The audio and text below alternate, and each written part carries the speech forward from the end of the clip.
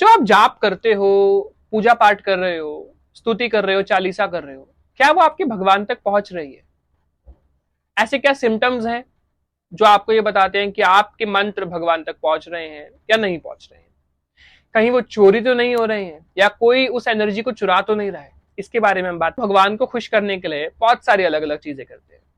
कुछ लोग मंत्र जाप करते हैं, कुछ लोग भगवान की बुक्स पढ़ते हैं, जैसे दुर्गा सप्तशती, रामायण, भगवत गीता, देवी भागवत, देवी पुराण, शिव पुराण, बहुत सारी चीजें पढ़ते हैं, गरुड़ पुराण।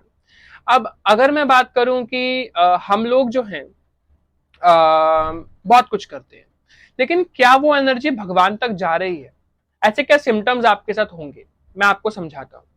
जब भी हम मंत्र जाप करते हैं तो हमेशा इस बात का हमें ध्यान रखना होता है कि कोई उस मंत्र जाप को, उस एनर्जी को चुरा ना रहा हो।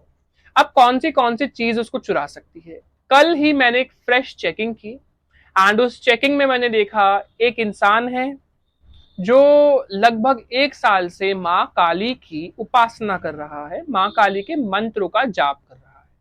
बट मंत्रों का जाप तो वो कर रहा था, लेकिन उसको 2 महीने बाद दर्शन हुए, लेकिन उसके बाद जो आगे के 10 महीने थे, 1 साल उसको हो गया था, उसे कुछ महसूस नहीं हुआ माँ काली के मंत्र से। एंड जब मैंने चेक किया तो मैंने भी उन्हें हनुमान जी की एनर्जी जरूर बताई, क्योंकि वो शिव जी के भी भक्त थे, बट माँ काली की नहीं बताई, क्योंकि थी भी नहीं।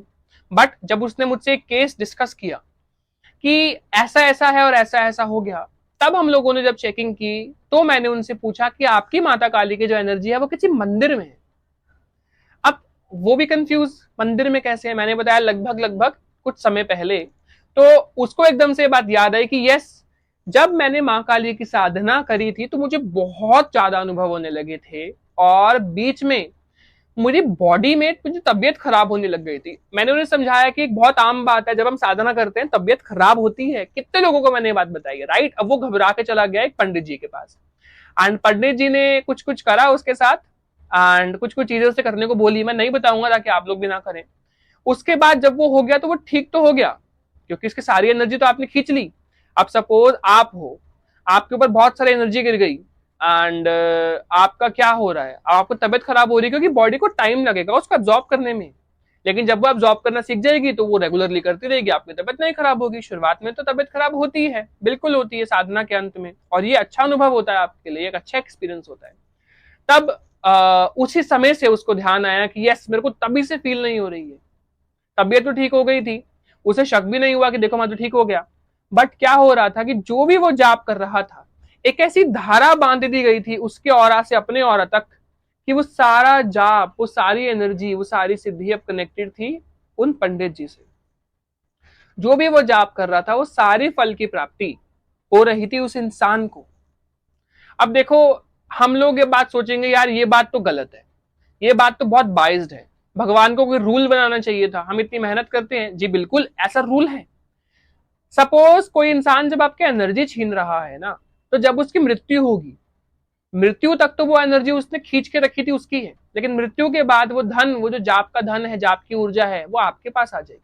वो उसकी नहीं है, वो आप ही की थी। एट दी एंड वो आपके पास ही आएगी। वो उसको इस्तेमाल मरने के बाद नहीं कर सकेगा, ठीक है? जीते जी तो कर सकेगा, मरने के बाद नहीं। ऐसे ही दूसरा ऑप्शन क्या होता है, मैंने उन्हें समझाया, फिर मैंने उनकी एनर्जी वापसी बुलाई, हीलिंग करके पूरा उनका ऑरा मैंने लॉक किया, एंड कुछ चीजें उन्हें समझाई मैंने कि ऐसे किसी के पास नहीं जाते, राइट? कभी कभार हम खुद भी गलती कर देते हैं। जो लोग भी जाप करते हैं ना, ध्यान करते हैं, कभी भी उन्हें अपने सर से कुछ भी घुमा के नहीं देना चाहिए किसी को। किसी ने बोला हो तो वो बात समझ में आती है, उसके पीछे कोई लॉजिक है देने को। जैसे कि हम लोग जब अपने एंसेस्टर्स को, पितृ को कुछ देते हैं या कुछ और प्रोसेस होता है, तब समझ में आता है। हम लोग खुद यूट्यूब से देख के कुछ भी ना करें, इस बात का आप ध्यान रखिए, ठीक है? हम अपनी एनर्जी दे देते हैं वरना, इस बात का आप ध्यान रखिए अच्छे से। आगे अगर मैं आपको एक बात समझाता हूं, सपोज आप, ये तो हो गया किसी इंसान का चोरी करना जाप। दूसरी चोरी क्या होती है पता है? नेगेटिव एनर्जी की। नेगेटिव एनर्जी कलयुग में बहुत स्मार्ट है। वो क्या करती है, अभी मैंने वो लास्ट वीडियो में ये बात करी है ऑलरेडी, कि हम हीटेड मंत्रा करेंगे, हीटेड मंत्र से नेगेटिविटी आएगी, और ऑरा नहीं बनाए तो आपके ऑरा के अंदर चुपचाप बैठ जाएगी। अब हम लगे हुए हैं ओम नमः शिवाय, ओम नमः शिवाय, या ओम श्री दुर्गाय नमः, ओम श्री दुर्गाय नमः, और हम जाप करे जा रहे हैं, करे जा रहे हैं, करे जा रहे हैं, और वो जाप कहां पे जा रहा है बताए? सब जा रहा है उसके पेट में, जो वो नेगेटिव एनर्जी, वो सारा जाप की एनर्जी ले जा रही है, ले जा रही है, ले जा रही है, पावरफुल हो जा रही है, हमारे को दर्द होता जा रहा है और वो इसकी एनर्जी बढ़िया होती जा रही है। अब भाई कैसे पहचाने? देखो, दर्द कुंडलिनी जागरण का भी होता है, जैसे कि आपकी कुंडलिनी जागृत होती है, बैक पेन कर सकती है। बट किसी को ना अगर बहुत ज्यादा पीरियड्स वाली प्रॉब्लम होती है, पेट में बहुत ज्यादा प्रॉब्लम होती है, देखो जब मूलाधार जागृत हो रहा होता है एंड स्वादिष्टान तक कुंडलिनी जा रही होती है, तो पेट में हल्की सी गुड़गुड़ होना, लूज मोशन लगना, हल्का हल्का पेट में लाइट लाइट पेन होना ऑब्वियस है, एंड ये पॉजिटिव एनर्जी की वजह से होता है। बट पेट में बहुत ज्यादा पेन होना, हमेशा आपको गैस की प्रॉब्लम रहना एंड डाइजेशन की प्रॉब्लम रहना बहुत ज्यादा, एंड बहुत ज्यादा आपको ऐसा फील होना जैसे कि बहुत दर्द होता है, पैर दर्द होते हैं, शोल्डर्स पेन होते हैं, तो वो नेगेटिविटी की वजह से। ठीक है, पीरियड्स की साइकिल आगे पीछे होती है, बहुत बार बहुत फ्रीक्वेंट नाइट फॉल हो रहा है, तो ये नेगेटिविटी की वजह से होता है। जाप करते वक्त भी नेगेटिविटी अट्रैक्ट हो जाती है अगर शुरुआत में ही आप हीटेड मंत्र करेंगे। इसलिए शुरुआत में हमेशा वाटर एलिमेंट का मंत्र उठाएं या कोई और एलिमेंट का मंत्र उठाएं जो कोई भी नेगेटिव एनर्जी महसूस या फील नहीं कर पाती है, स्मेल नहीं कर सकती है, एंड बहुत इजीली आपका ऑरा जो है वो बन जाएगा। उसके बाद आप चाहे तो कितना भी हीटेड मंत्र, कितनी भी एनर्जी वाला मंत्र करिए एंड एकदम मस्त करते रहिए, कोई दिक्कत नहीं आएगी। लेकिन इस बात का आप ध्यान रखें कि उस समय के लिए आप हीटेड मंत्र शुरुआत में, आप बिगिनर हैं तो आप मत करें। आगे बात करूं, इंसान ने देख लिया और नेगेटिव एनर्जी ने चुरा लिया, अब बचे कैसे, क्या करें ऐसा? देखो भाई, सबसे पहले तो आप मंत्र जाप करते हैं तो भगवान पे विश्वास रखिए एंड किसी भी आलतू पालतू जगह पर ना जाएं।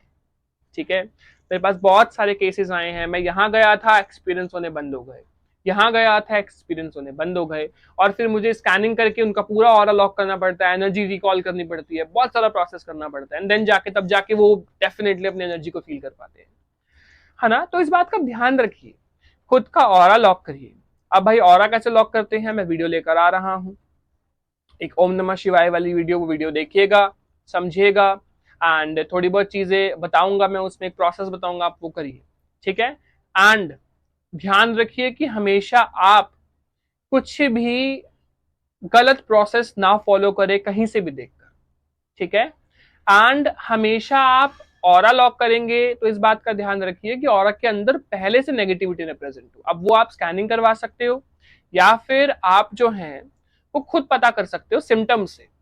ठीक है, लेकिन कभी कभार सिम्टम्स ना पॉजिटिविटी नेगेटिविटी के सेम होते हैं, जैसे पेट में बार बार गुड़गुड़ होना, लूज मोशन बार बार लग जाना, एंड वॉमिटिंग जैसा मन होना, ये पॉजिटिव एनर्जी की वजह से भी होता है, नेगेटिव एनर्जी की वजह से भी होता है। तो इस बात का हमेशा ध्यान रखिए। ठीक है, एंड इस बात का भी आपको ध्यान रखना है कि कुछ प्रोसेस ना फॉलो करने हैं, ना कहीं गलत जाना है, घर पे रहिए, भगवान पे विश्वास रखिए, अच्छे से मेडिटेशन कीजिए।